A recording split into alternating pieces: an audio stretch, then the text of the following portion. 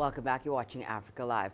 We head over to South Africa, where South Africans are attaching blue and white ribbons to the fence of a church in Johannesburg as a sign to mourn their loved ones who died of COVID-19. Blue and white ribbons that flutter from the fence surrounding St James Presbyterian Church in the suburb of Bedford Gardens provide a visual reminder of how many South Africans have died from the virus. CDT Angelis and Jamela has more. It's a unique concept that is meant to pay respect and commemorate those who have lost their lives to the COVID-19 pandemic. Each blue ribbon here represents 10 victims and each white ribbon represents 1 victim. Dominique Rothero is the one who started this project. She explains. Initially, we started with the white ribbons, which represented 1 person for each COVID death. And then as time went by, it just became too expensive for us to maintain. And eventually we had to go into doing 10 people for every blue ribbon.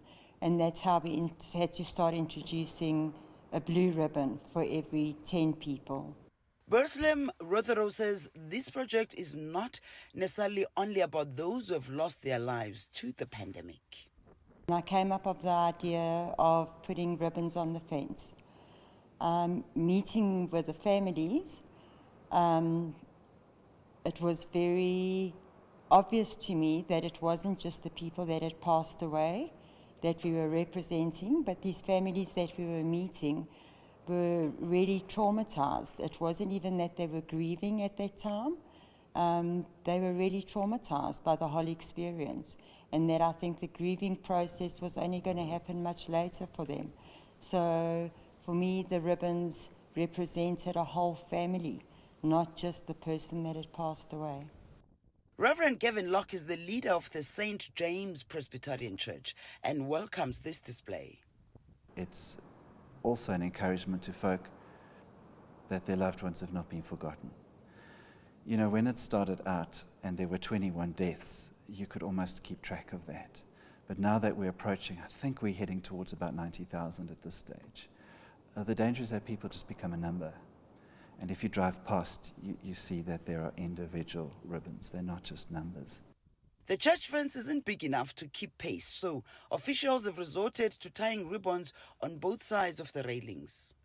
I must confess, we never anticipated that our fence would be as covered with white ribbons as they are now. But at that time, that was our initial motivation. So at the moment, how we're managing that is we're simply putting ribbons in between the existing ribbons in the most functional way. But we do have a large capacity. We've only used up about 1/3 of our fence size. So the reason we chose that particular side of the fence is because it faces the road. And so often we find people driving past and they stop and they look at the ribbons. The church will continue to pay respects to those who have been affected by the worldwide virus. Yoli Sanjamela for CGTN in Johannesburg, South Africa.